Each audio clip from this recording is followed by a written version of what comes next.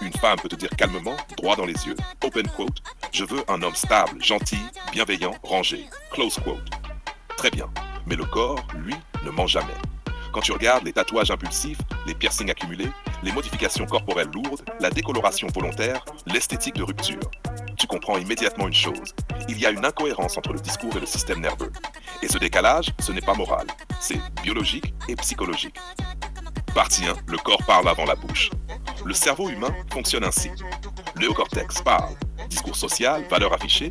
Le système limbique agit, désir, pulsion, choix réel. Les transformations corporelles marquées sont rarement neutres. Elles signalent souvent une recherche de stimulation, un besoin d'intensité, une tolérance élevée au chaos. Or, un homme stable, rangé, prévisible, sécurisant, stimule peu le système limbique, rassure, mais n'excite pas. Le corps qu'elle a construit révèle le type d'environnement émotionnel dans lequel elle se sent vivante. Partie 2, biologie, le système dopaminergique.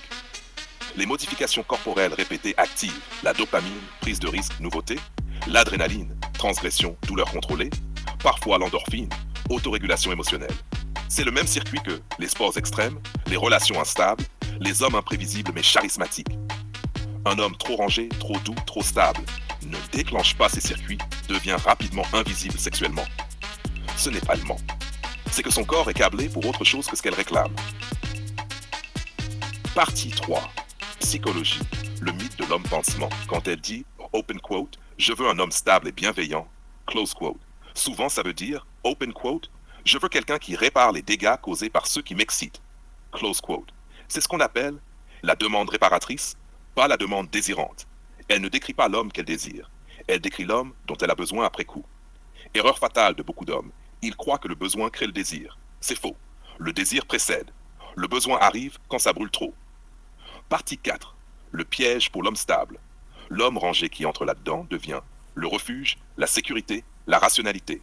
Mais jamais la tension, le danger, l'élan viscéral.